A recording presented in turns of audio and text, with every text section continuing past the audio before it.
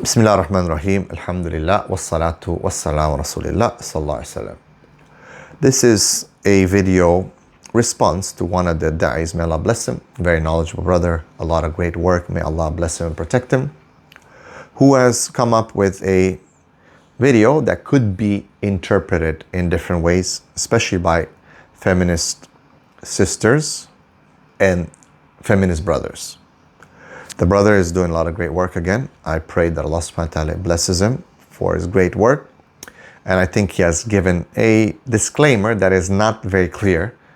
But then again, when we do these kind of like opinions and why this opinion, it could be definitely used, especially that he is in a position of a brother of knowledge, a student of knowledge, that it will be used. But he said that, you see, The issue is about, of course, and people really hate me because I am a proponent and then a supporter because I believe they're trying to destroy it and remove it. And that's going to destroy men actually, because Allah has created man in a certain fitra, and that will be my first point.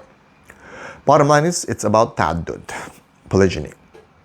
And this student of knowledge, this brother, I don't need to mention his name because he is part of a group there that they do an amazing work about Arabic language, about the da'wah, the Salafi da'wah, mashallah, and great content that they have. But bottom line is, he is saying that, look, is it really a sunnah or is it mubah? Yani permissible. And how does that work? Well, he gives a bunch of evidences that it's not a sunnah, that it's just mubah. First and foremost, I think he talks about that there's some khilaf, but he didn't make it clear. There's some great khilaf, whether it's a sunnah or mubah, because many of the ulama have said that it is a sunnah, and I will post some proofs and some evidence for that. And also maybe what he doesn't say is that depending on situations, the ruling can change, specifically that it could be even actually encouraged or mustahab or commended to do depending on the situation. All right, now someone might say, yeah, but it could also be made haram. Like for example, sidd al-dirat. Well, it's a good point. However, my argument is that certain rules can be made like that, depending on what it leads to. And then there's certain things that cannot. For example, consuming certain food could be that, hey, it could be made, even though it's halal, mubah, that maybe because there's a depletion of thing, it could be given a ruling that this is discouraged and shouldn't be done. But when it comes to the situation of ta'addud, for example, when you look at the situation of the world, why is it made today to be believed as something that is, okay, it's not a sunnah. It changes rulings. It's gone to also some ulama saying that it's makruh. Some politicians and in certain countries, it's been made haram. In certain North African countries, it's been outlawed. In Muslim countries, as this is not permissible. It's made haram. You can get arrested. It's not a non-Muslim country, it's a Muslim country. So now it's gone to the ruling of haram. These countries claim to be Muslim. They have muftis, grand muftis of these countries and ulama, but they're considering ta'addud as haram. So it can be very confusing, especially when a video like this is released and not clarified, that there's many opinions. Well, not many opinions, but there's opinions, great opinions, and how it can be, when can it be, is it mubah, sunnah? Because if it's sunnah, means it's really commendable. Now, many of the ulama believe that. And the evidence for that is that they use the previous prophets, as Allah says, that this is the sunnah of the prophets before. They all pretty much all had multiple wives. Pretty much all. So it was a sunnah of the prophets before. It is definitely a sunnah of the Prophet ﷺ, as you can see in his practice. Not just that, is that the Sahaba, who were the best people, excuse me, you will not find amongst Abu Bakr, Omar, Uthman, or Ali, that they did not practice polygyny. Now, ta'addud can come under the concept of marriage, zawaj, or malakat ayman. No one can say that they did not practice malakat ayman. People tried to say that Ali did this and this and this, and he stayed with Fatima, but he had malakat ayman even while he was with Fatima. We know that they all married. Abu Bakr, Omar, Uthman, and even Ali had multiple wives after. So the people we know that had the best knowledge of the Sunnah of the Prophet ﷺ, they followed his Sunnah. People say, no, it was culture. No, because it was culture to marry more than 4 wives. Allah restricted it to 4. Okay? Very clearly. This is something that we need to understand. All right? This was the Sunnah of all the Prophets before. It was the Sunnah of the Sahaba that they practiced and they understood what the Prophet ﷺ did, and they did that. And then the Ustaz is going towards a hadith, a qawl of Ibn Abbas radiallahu an, that is collected, I believe, in Sahih Muslim. And he says, well, is he really saying or encouraging people? Well, yes, he is. Because he says, Mary, for the best of this ummah, had the most wives. You can look, even ask a Arabic linguist or specialist in this, better than me or him, this Ustaz, may Allah bless him, that you'll find that it is definitely an encouragement. All right? Now, I don't want to go into a full refutation of the video. I just want people to understand that it's not as black and white, and he wasn't very clear on how, the opinions, also the implications of him not being clear, because so many women have been using this video now to throw in their husband's face. Now, what are the implications of why polygyny is supposedly not sunnah? Because if it's sunnah, it means it is very rewardable to be done. You get rewarded for it, which sisters don't like, of course, because now if men find that this is rewardable, then I'll do it. Of course it's rewardable, because I'll take care of another family. I have more children, which the Prophet ﷺ said that the more you'll have, the more he'll be proud of us on the Day of Judgment. You're feeding more mouths, which is rewarded. You're taking care of more families, which is rewarded. It's not like just mubah. Mubah yani permissible. Khalas, you don't get punished. You don't get rewarded for it. It's okay. No, but when it's a sunnah, you get rewarded. You get ajr. So, more women take care of, more mouths to take care of, more people. Yeah, and you can take care of the orphans as well. But here we're talking specifically about marriage. Okay, people don't like marriage. Hey, you got to slave women, which is still not haram, of course, but it's not there, obviously. But we're talking about concept here, concept. What they're trying to restrict and stop is practice. And they can do that with marriage, of course, because the law is on their side. And of course, feminist women are going to run with it and love it. But here we're trying to understand it from a concept of what's permissible, what's not, what is encouraged, can it be changed, and so on. Definitely, women have been using this video to say, aha, you see, it's not a sunnah, you shouldn't practice it, leave it, it's just mubah. The problem is that even if it's mubah, it's still very, very important and there. So men will still do it. But women and men and ustaz need to consider the condition of men. Men will always be men. Allah created them. That's why the prophets were the greatest and more spiritual people. There's no one better than prophets, obviously. Clearly or clearly not, right? People, I don't know what they think. But clearly there's no one better than prophets. They were the more spiritual. They also were the most wise. Why did they, most of them, pretty much marry more than one woman? And one of them even had hundreds. Why? They're spiritual. They understood that. Girls get emotional. Would anyone say that what has changed that has made the change, us changing the ruling from, let's say, sunnah to mubah, or even makruh, or even haram these days? What is it? Well, it's the same thing that causes so many problems, actually, to a lot of these brothers, Daees themselves, sheikhs and imams. It's what their wives say. It's what their wives' opinions are. It's what their wives stand to on the ground about. That they don't like it. This is what's changed. This is who've been fighting for removing the rights of men to marry. But bottom line is, sisters, no matter what you do, and brothers who are supporting this, you cannot change a man's behavior, his fitra. And you know who bears witness to that? Your history, your browsing history, your social media history, and what you're looking at. You can say, yeah, I'm only going to be with one wife. It's not a sunnah. I'll just stick to mubah. I'll just stick to just one wife. Because my wife from behind the screen says that. But and you know, brother, you're watching me here. I'm not saying all of you, but you know who you are. You know what your browsing history says, even if you cleared it. You know what your social media recommended things and what your algorithm is pushing, even if you cleared it. You know exactly what I'm talking about. Yeah, you might have one wife, but in reality, you wish you had more than one. Why? Because your fitra wants that. But you know your wife hates it, so you're hiding, watching other women, lusting over them. Why? You could have the halal, the sunnah. Oh, it's mubah. I know it's mubah. But that mubah and that halal would stop you from going to the haram.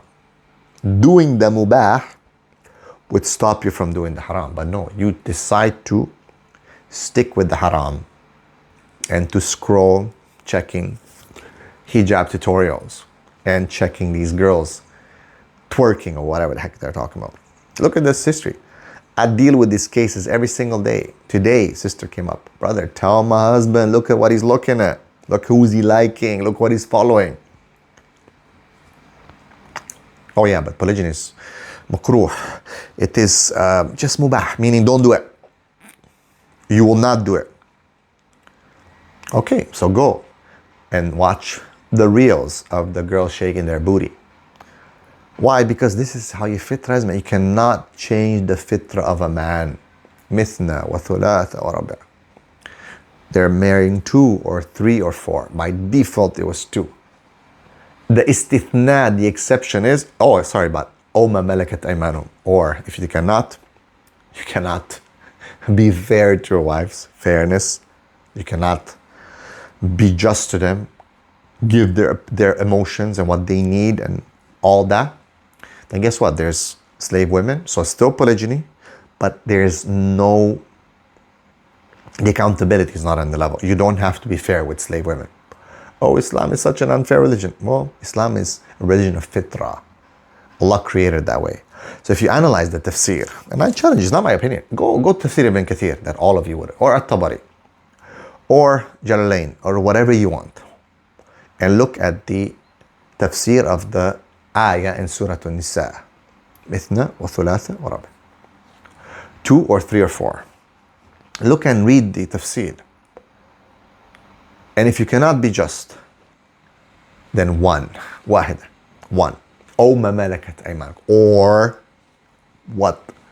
The slave women. Because you don't have to be just with slave women. So a man is always given his desire in polygyny to have variety and to have women is there, justified and given. Why? Because that's his fitra. He's gonna do it in haram if not. So what I need to understand to Ustaz, brother Ustaz, he needs to understand that. That when he's making a video like that, he needs to understand the fitra of man. He needs to consider what this does to women and how they're gonna use this video and what they're gonna do and where it's gonna push brothers when these women are threatening to divorce, to take away the children. As the question went, the question came from a student of knowledge who his wife was threatening to leave and to break his family and to take his children, which women do because they love that. They know that they can do that. They know that the culture and that the law is in their favor. Everything is according to their feelings. The rulings of hadith, authenticity, or fiqh rulings are now based on desires and feelings and emotions of women. And that's why a lot of these days will say, but don't you take in consideration your wife's emotions and your wife's feelings and this and that, how she's gonna feel? You should be just, but you cannot be just, so you cannot marry. Okay, but oh ma malakat aymanukum. The slave women were also put there. Don't you think that women would be hurt and emotionally feel bad if they know that their husbands have slave women? You think that only if they have wives? No. Of course they'll be, it still applies. But now the man's off the hook because he doesn't have to be fair. It's even easier. And no one can make an argument that that option's been invalidated forever. there's no availability, but no one, no imam, no scholar, no alim will ever dare to say that it's become haram. And if they do, they're in big trouble. And we say, فَأْتُوا بُرْحَانَكُمْ إِن كُنْتُمْ صَادِقِينَ. And that's not the Convention of Geneva or this and that. That's not proof or evidence, bro. Okay? We're talking about you made something halal haram. And it's a big issue that Allah warns about, that you can be punished for big time. Here, I'm not here to argue, but to make an evident case against how these things are used by feminist and feminist women and feminist men. Last but not least, Allah subhanahu wa ta'ala says in Surah At-Tahrim, talking to the Prophet لِمَا تُحَرِّمُ مَا حَلَّ اللَّهُ لَكَ. Why do you make haram upon yourself what Allah has made halal? Meaning, halal mubah, yani, okay, fine, mubah. But what we're doing now is we are changing the ruling, going more towards haram.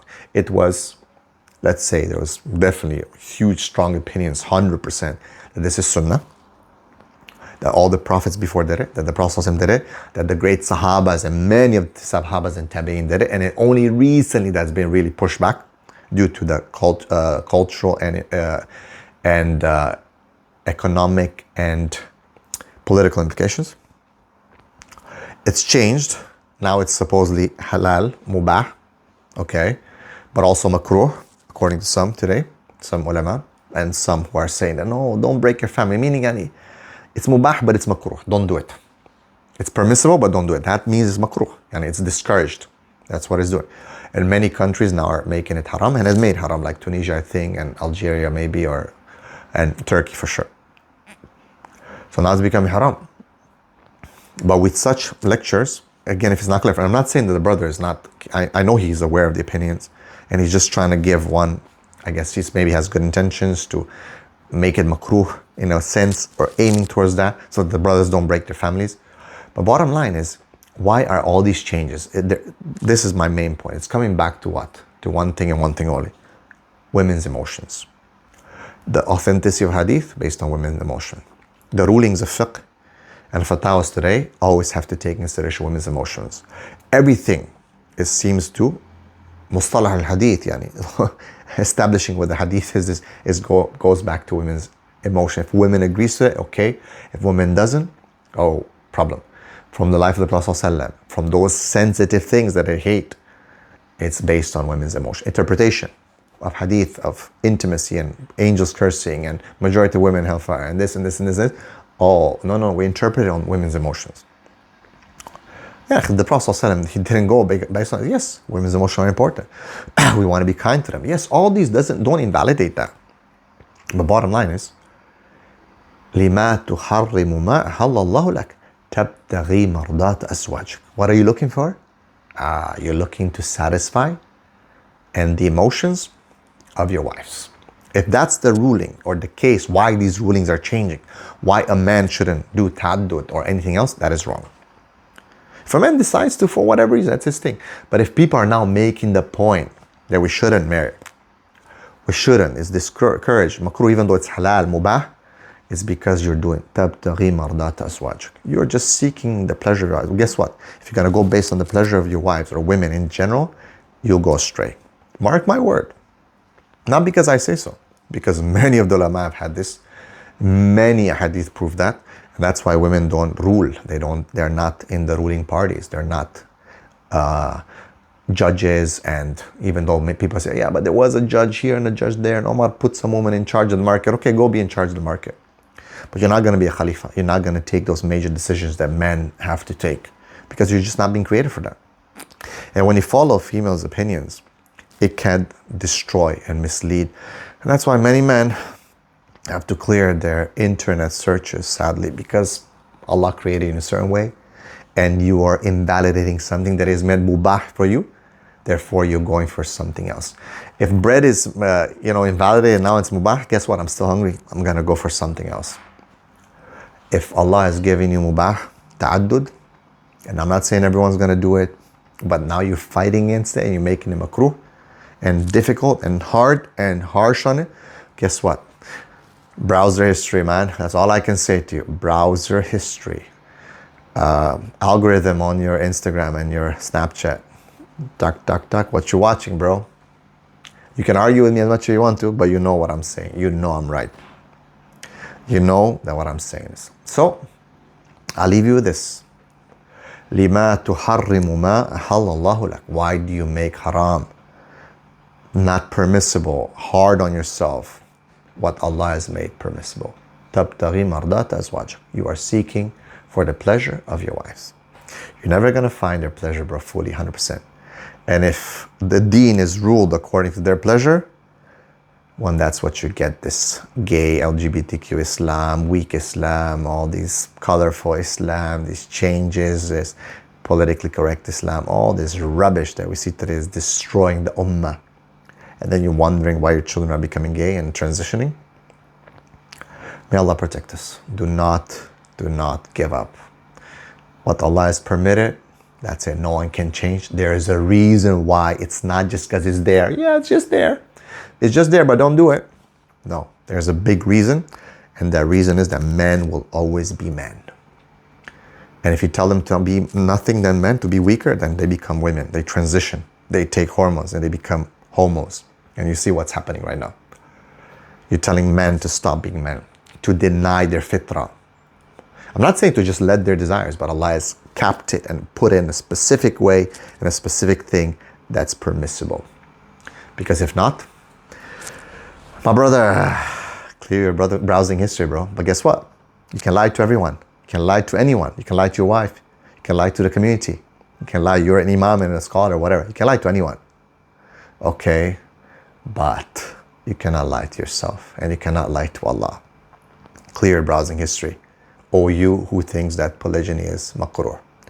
You're gonna give up something that's mubah? All right. Assalamu alaikum.